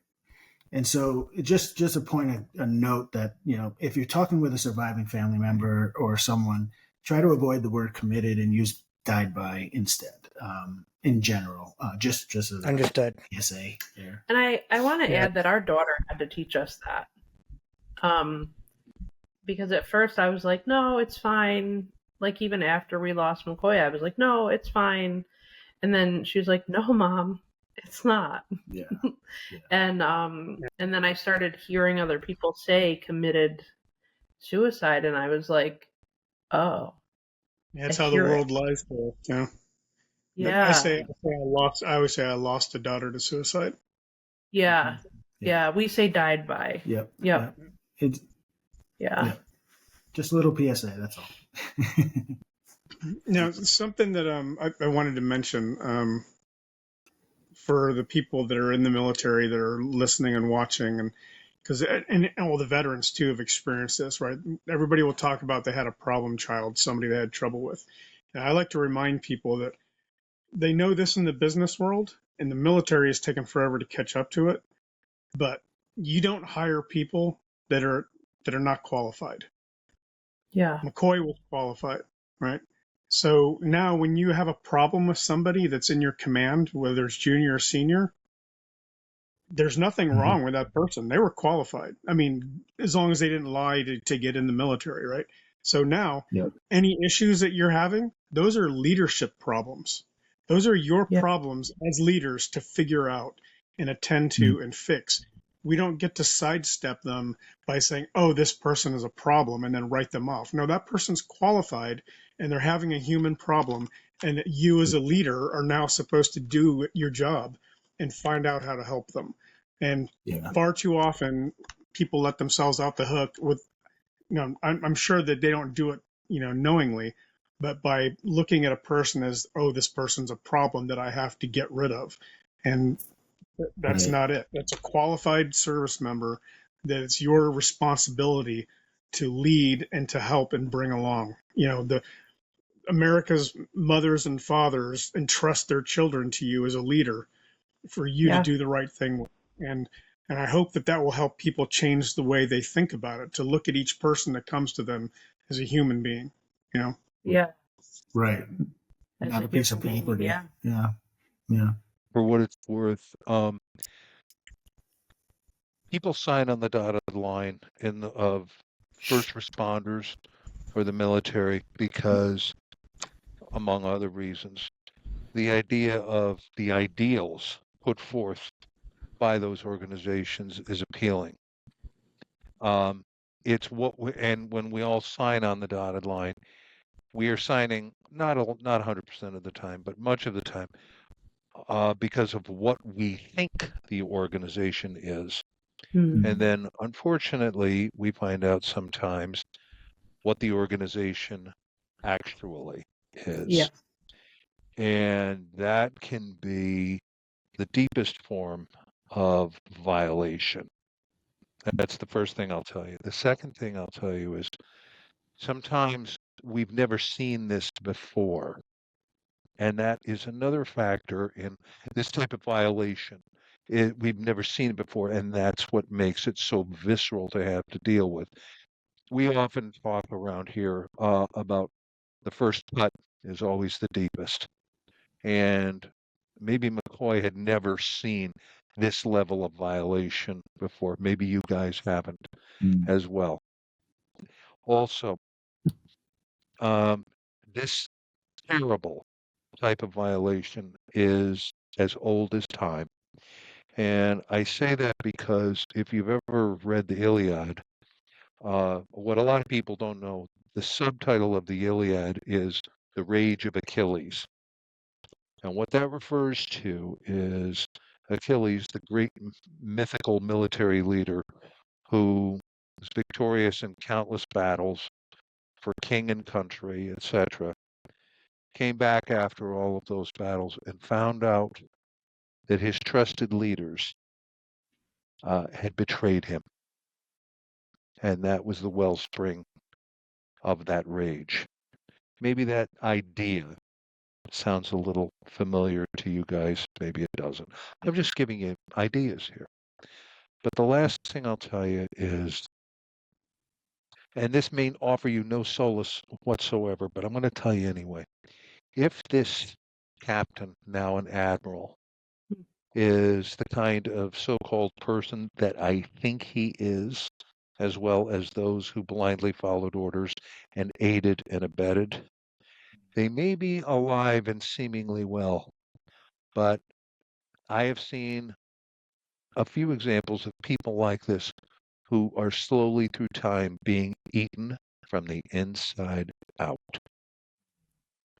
It is a long, slow process of being consumed by your own profound character flaws, the damage that you have done. Yeah. And on his last day on this earth, it'll be interesting to see what his face looks like as a man who has no morals, clearly, and is being eaten from the inside out by the decisions that he has made and the ghosts that haunt him and will haunt him for all eternity. Yeah.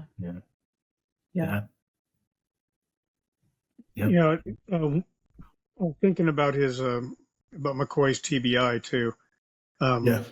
The most people who have never been around somebody with a TBI, they hear it and they're not sure what it is.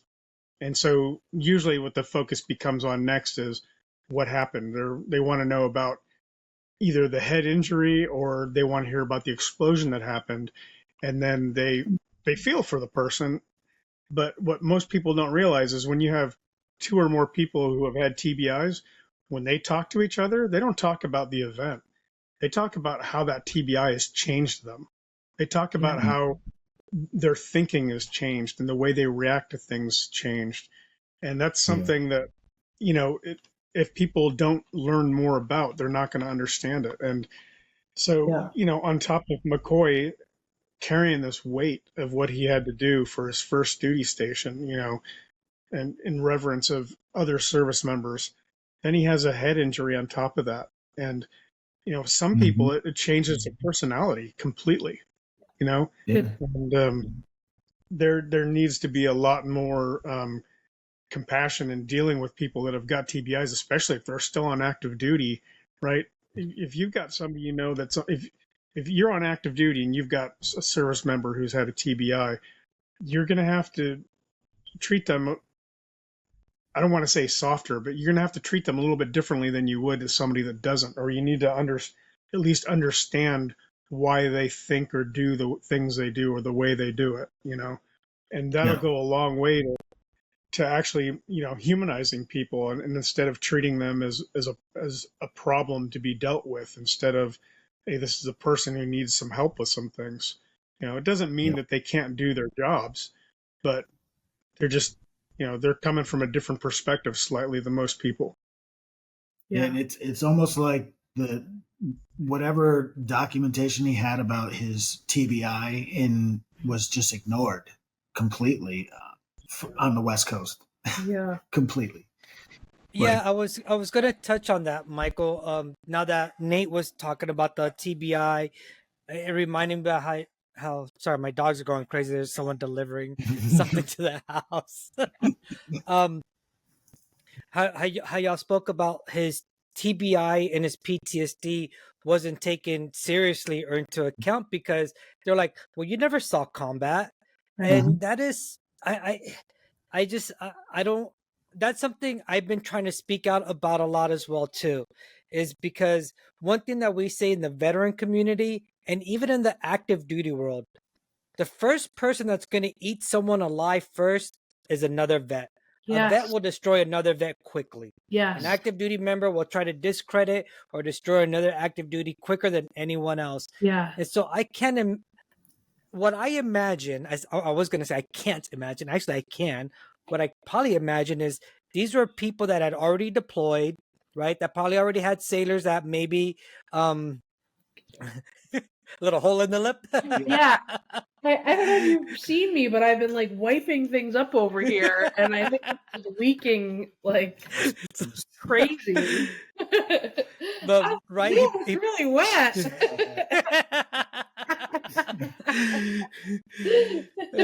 But yeah, he probably had leaders that had deployed, you know, on numerous occasions. Those leaders are probably dealing with their own mental health, and they probably didn't get the proper care that they wanted, and it just trickled. I'm not making excuses for them by no means, right? But it just, I think what I'm trying to say is to show how even in these organizations, we will pull anything out to discredit someone's mental health because, oh, you don't have it as bad as I did.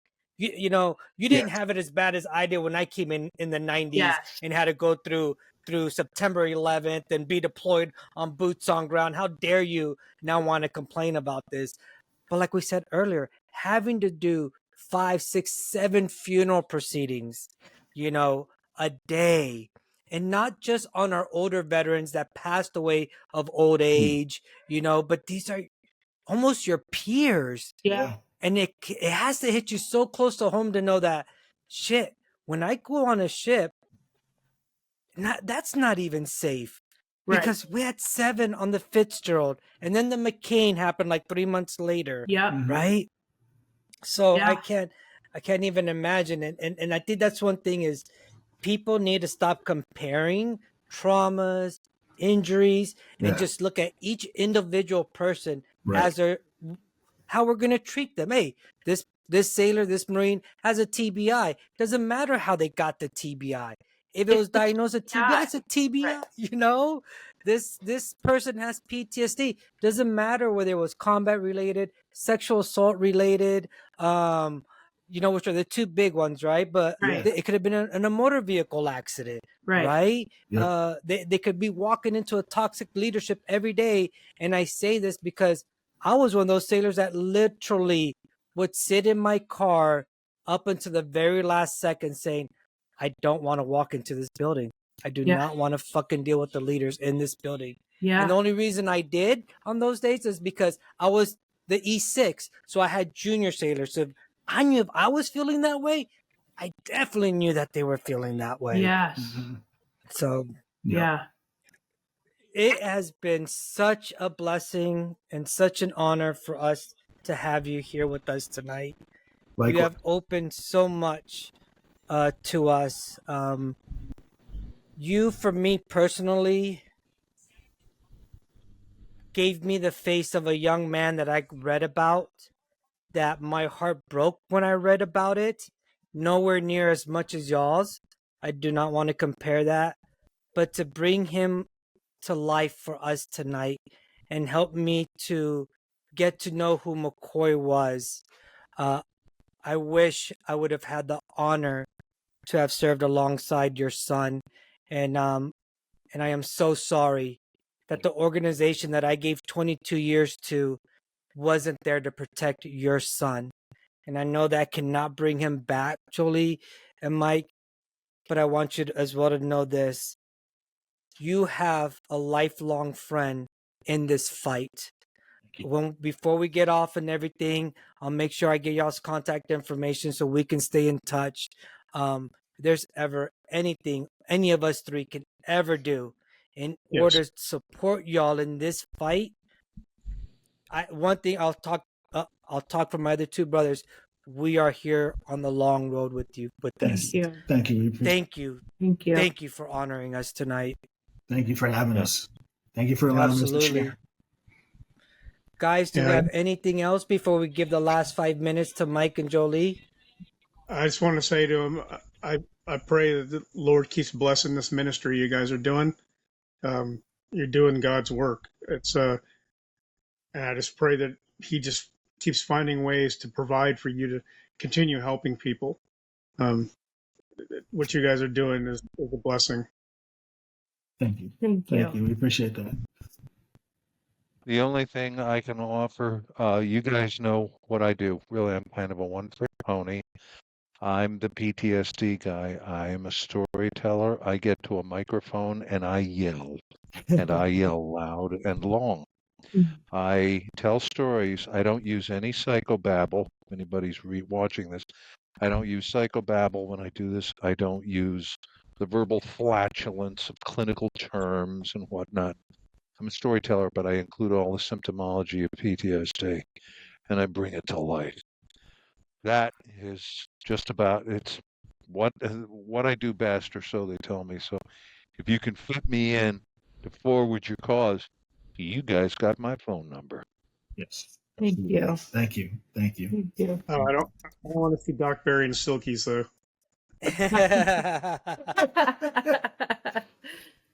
Wow. And I know that you're local, so if you want to put some silkies on and join us, you're more than welcome. Yeah. Or at least The only manufacturer sufficiently equipped for the cause would be Omar the tent maker, so no, I thank you. yeah. And so, Michael and Jolee, we have a few more minutes left. If there's anything left that we might have forgotten to go over that you want to reiterate, this is your time before we officially sign off. Well, I just, if you've watched this and if this strikes a chord, this conversation strikes a chord with you, or you have a service member in your family or in your life that is struggling, we're happy to be a resource for them. To lift them up and get them connected with some really compassionate, amazing therapists that are doing really good work. Our website right there is www.hickstrong.org. One word, two S's. One word, two S's. But if you do one S, it will go to the rankings. I own that one too. But really, the service members that are in our care, they need your support. Financially, it's a lot, takes a lot of finances to be able to connect a service member, get them the care, and make sure that it's covered for them. We have a phrase or saying, every $1,000 raised is a life saved, because it costs us $1,000 to put a service member through our program. So if you're feeling moved, please support our mission on our website. Make a donation. Donate on Facebook. Do a fundraiser. We are platinum candid transparency seal holders, which means you can find out all our financial information on candid.org. Just look up Hick Strong if you want to know how the money's going and how we're saving people. So your support is needed, and we just appreciate you for listening. Thank you for joining this podcast and having us on it, and giving us the ability to share Macoy with you in such a personal, intimate way. We appreciate it. Wow. Well, You guys thank do a y'all better once job again. with that than we do.